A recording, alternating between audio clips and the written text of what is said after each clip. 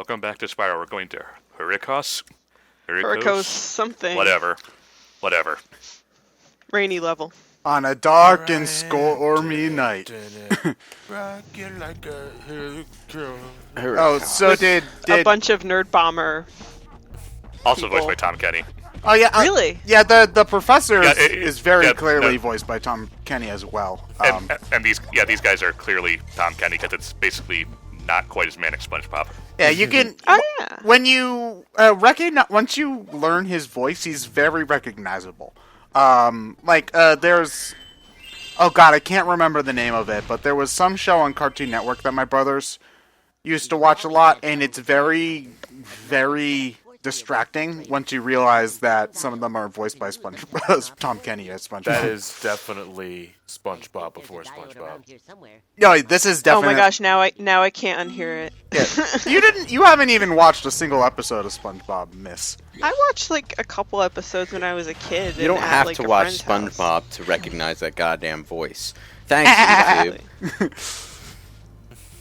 Oh man. That was a goat, Ted. What? That was a goat. Oh, I'm not. I've never been known for my very good impressions. So You're a goat. I'm a goat. Greatest of all time, baby. But at what, though? wouldn't that be a goat greatest of all time baby? Yeah. And John, we all know that you're the greatest baby in BrainScratch comms. Damn right. That was supposed to be an insult. It was supposed to be making fun of. Damn it, John! Why do you do this?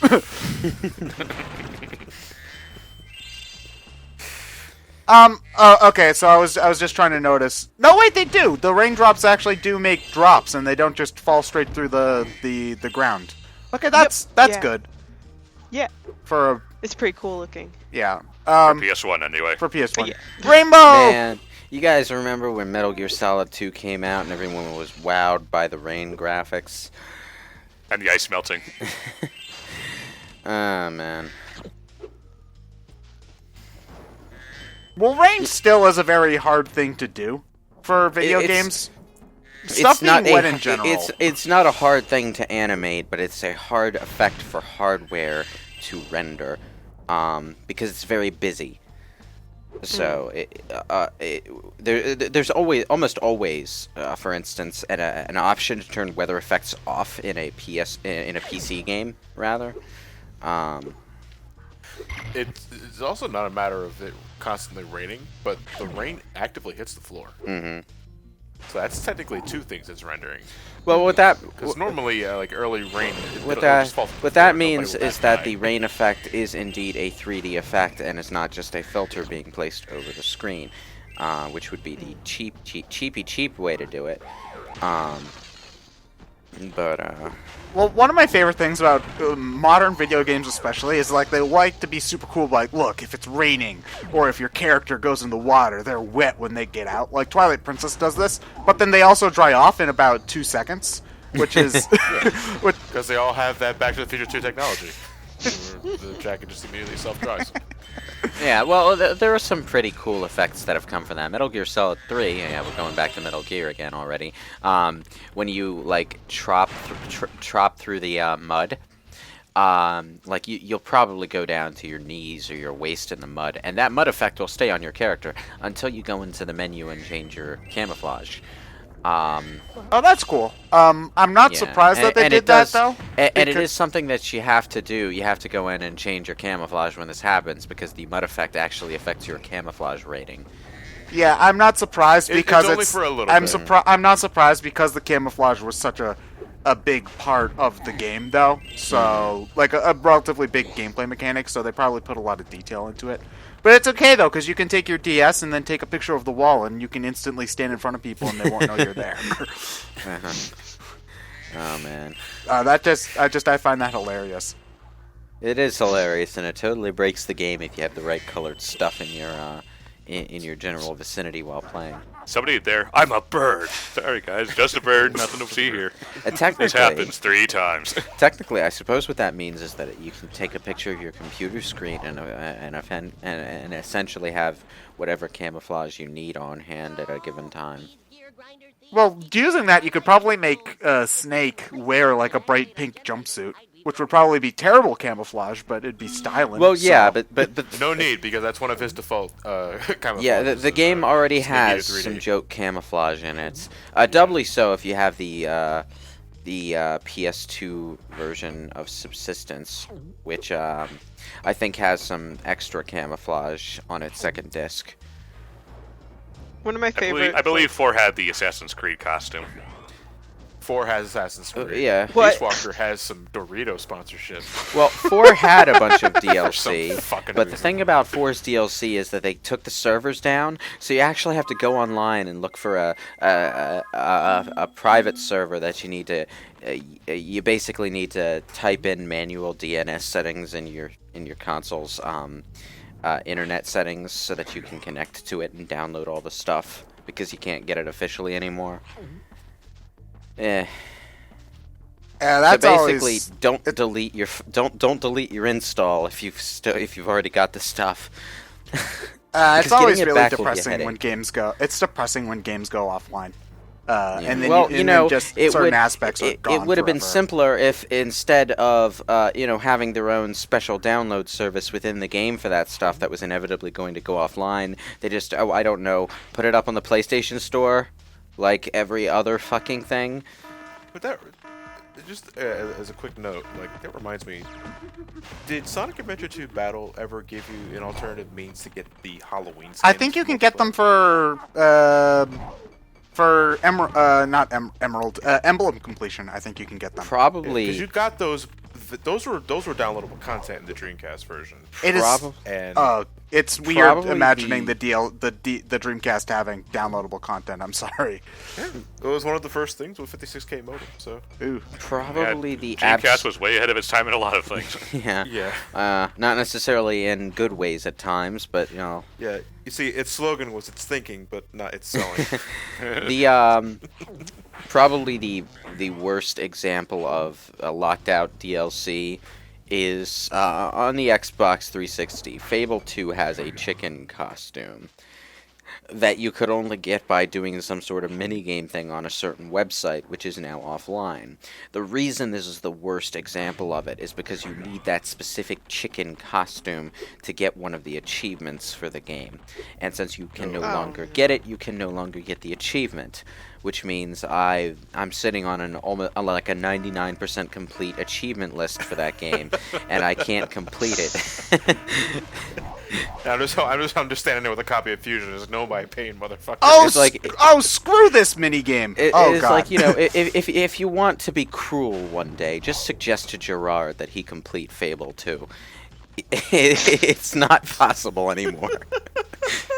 I completed it as much as I possibly could. When I said screw this minigame, I was actually talking about what's going on screen. This one's really annoying. So the way this works is the little electro guy tells you like to put the orbs back, but you notice the counter in the bottom is for the purple guys.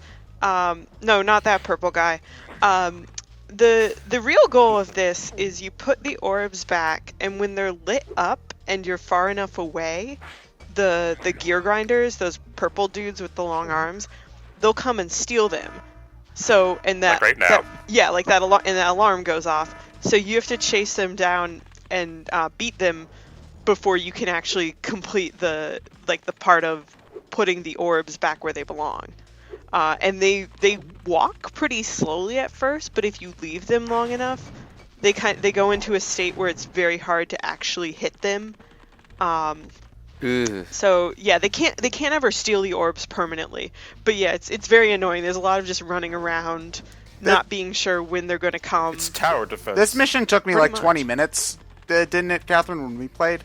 It took a while, It took yeah. a while, like partially because I'm a scrub lord, but also it's just really annoying. And What it's is this also thing hard. I'm holding in my hand? It's not a Nintendo controller. It's also hard, it's hard to know where those guys will spawn.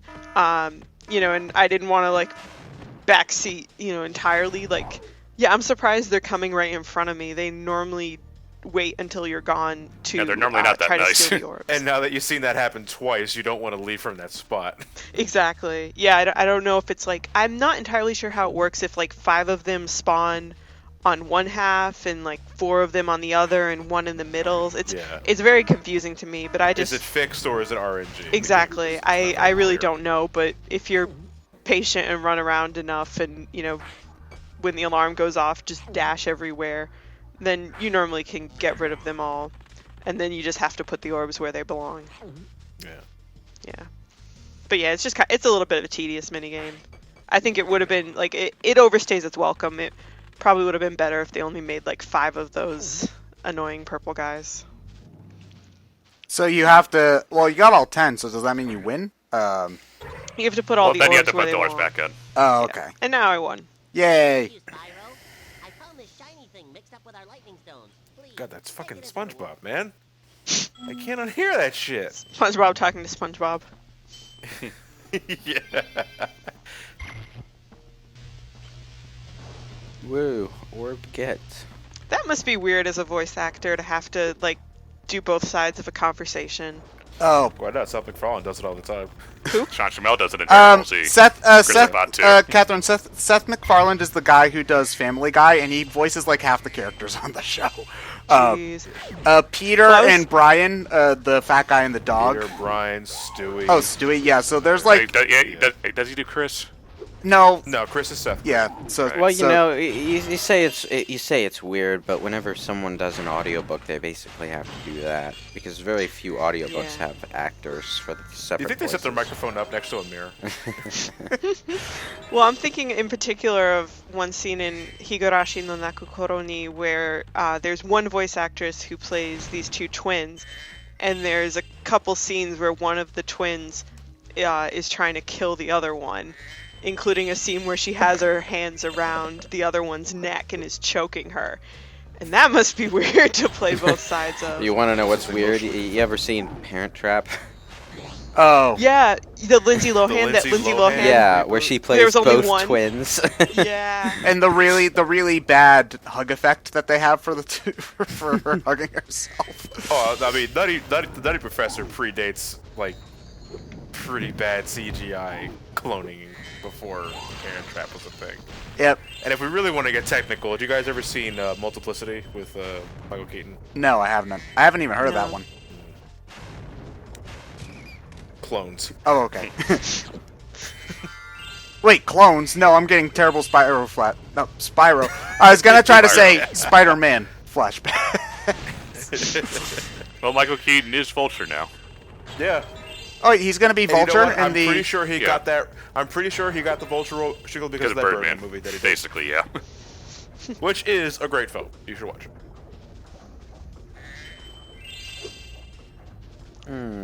So I beat one of the challenges. There's a couple other ones, and you have to get to it by using the first supercharge power-up.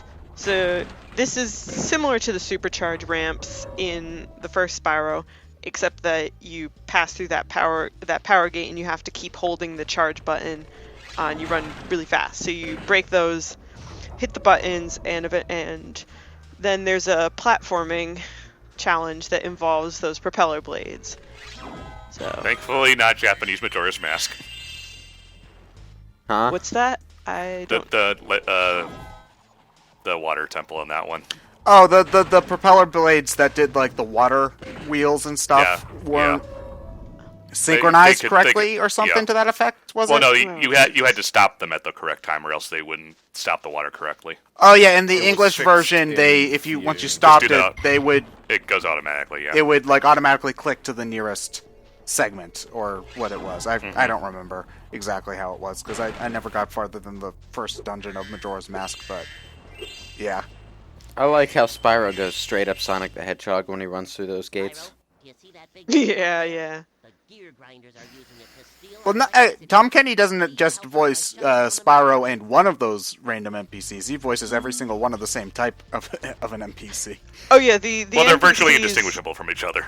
Exactly. They in every level that has like one type of NPC, they all have the exact same voice. Like in the Colossus level, all of those like weird monk guys were the same voice actor and the same voice. That honestly shouldn't be super surprising. to me. No, I mean, what's the point? Be like, do a slightly different variation of a Nerd Bomber voice. So you have the actor in the boot, just use him. Yeah. You paid for the full day. Yeah, pretty much. I actually don't know if video game voice actors are paid for a full day. It's, It depends. It's like normal voice acting, it's just how much time you spend in the booth. Oh, okay. Yeah. So it's like, all right, if you already like arranged for them to be there, you could just pay them for like another 2 hours on a 6-hour day, and now it's an 8-hour day, and you have some of your NPCs voiced. Yeah, I know that a lot of games do that though. They'll have the main character actors do random NPCs just for fun. Well, not for fun, but just for efficiency. Save money. Convenience. Yeah. Well, saving money is fun, so yeah.